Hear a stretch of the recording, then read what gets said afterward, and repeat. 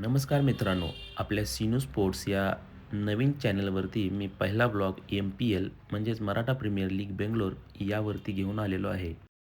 आज रविवार म्हणजे सुट्टीचा दिवस, MPLची मॅच आणि त्या मॅचसाठी सकाळी 6 वाजता उठून तयार होऊन कॉफी घेतली आणि आज क्रिकेट खेळायला जायचं म्हटल्यानंतर रात्रीच सनमयच्या बोरणांची तयारी केली आणि सकाळी लवकर समन्यूची भेट घेऊन क्रिकेटसाठी निघालो. क्रिकेट किट वगैरे सर्व घेतलं आणि मैदानाकडे रवाना झालो. पुढे येऊन बघतो तर काय सर्वांनीच अतिथी हॉटेलमध्ये नाश्त्यावरती ताव मारायला सुरुवात केलेली. मैदानावरती काय करायचं ह्या चर्चेसाठी भावानी ट्रॉफिकच जाम करून ठेवलेलं. मैदानात काय का होईना पण चर्चा जोरदार झाली पाहिजे एवढंच. इथं बाजूला सनराईज टीमचे कॅप्टन, ओनर पॉप्स आणि निखिल यांची चर्चा जोरदार सुरू होती. लांबनच दंडवत केला पॉप्सनी. आणि इथं एका बाजूला घोर चर्चेमध्ये रामभैया, श्यामभाई, अमोल भाऊ आणि सागर भाऊ. आणि हा रायगडचा जयेश रविवारी मला सुट्टी नाही म्हणत म्हणत पहिल्यांदाच ग्राउंडवरती हजर राहिला. आणि ही जगावेगळी जोडी सोमनाथ शिंदे आणि अजित देशमुख. तिथून पुढं निघालो. आज 26 जानेवारी एक बँड घेतला आणि निघालो मैदानाकडे. सर्व टीम मैदानावरती आणि कमिटी राहिली ट्रॅफिकमध्ये अडकून. निघालो आम्ही हळूहळू मैदानाकडे.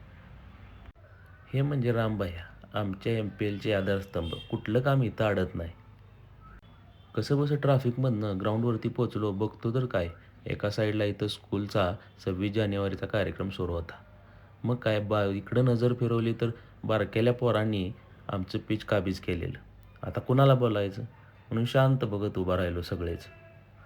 पण काय पण म्हणा, ह्या लहान लहान मुलांचा खेळ बघायला खूप मजा येत होती. इथं बाजूला उभं राहून सगळे त्यांच्या क्रिकेटची मजा घेत होते.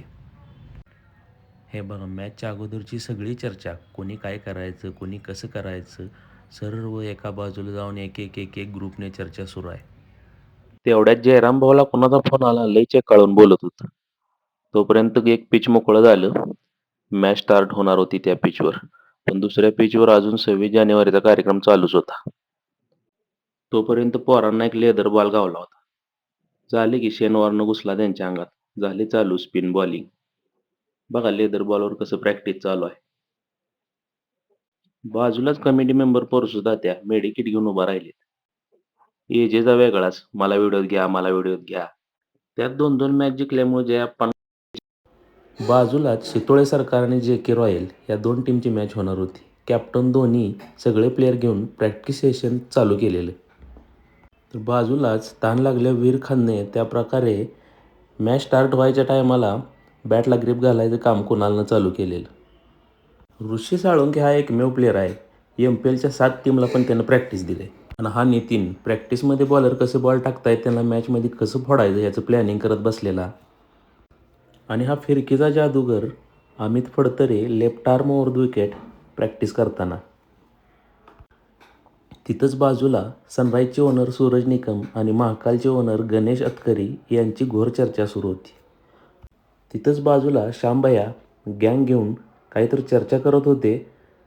पण जोरदार चर्चा सुरू होती. भारतीय बैठक घालून चर्चा चालू होती. तिथंच बाजूला नजर फिरवली तर पाटील टीमचे टीम ओनर बापू पाटील आणि मेंटॉर रोहित शिंदे यांची काहीतरी चर्चा होती. पण कोणाला काही कळायला मार्ग नाही. सरती शेवटी उशिरा का होईना शितोळे सरकार आणि JK रॉयलची मॅच चालू झाली. ओपनिंगसाठी धोनी आणि रोहन मैदानामध्ये उतरले. मैदानात इकडं ओपनर उतरले पण यांचा वेगळाच कार्यक्रम चालू आहे. इकडं अजून बॅटला ग्रिपच घातलेली नाही. थोडीशी भूक लागलेली म्हणून दादाला घेऊन कॉफी अड्ड्यावर आलो. थोडासा लाईट नाश्ता करून कॉफी घेतली आणि लगेच मैदानाकडे परतलो. इथे येऊन बघतो तर काय सगळ्यांचे चेहरे पडलेले. कुणाला विचारायचं काय धाडच झालं नाही. कुणाकडे बघून कळना कोण जिंकले आणि कोण हारले. शितोळे सरकारचे टीम ओनर निलेश शितोळे आणि कॅप्टन धोनी काहीतरी चर्चा करत होते. तिथून जरासं पुढं आलो तर अगं घोळका बघा श्रीराम सेनेचा, जबरदस्त. बाहेरूनच एवढा कालवा, त्यामुळं आत बॅट्समन काय बॉलला काय आत ठेवत नव्हता. सारखं 4-6चा पाऊसच पडत होता. तर इथं बाजूलाच लहान पोरांनी त्यांचा वेगळा खेळ मांडलेला. तोपर्यंत इकडं मैदानामध्ये आजच्या दिवसाची शेवटची मॅच चालू झाली. मैदानामध्ये पाटील फायटरचा विषयच वेगळा आहे. मॅच चालू व्हायच्या आधी 33 कोटी देवांची नावं घेऊन चालू करतात मॅच खेळायला. काय पण असो, आजचा दिवस मात्र त्यांनी गाजवला. सगळं संपवून घराकडं निघालो तर बघतो तर काय ट्रॅफिक फुल जाम. 15 किलोमीटर जाण्यासाठी कमीत कमी 1.5 ते 2 तास लागले. उशिरा का होईना शेवटी घरी पोचलो. आणि आजचा ब्लॉग इथंच संपवतो. आवडला असेल तर लाईक करा, शेअर करा आणि चॅनलला सबस्क्राईब करा.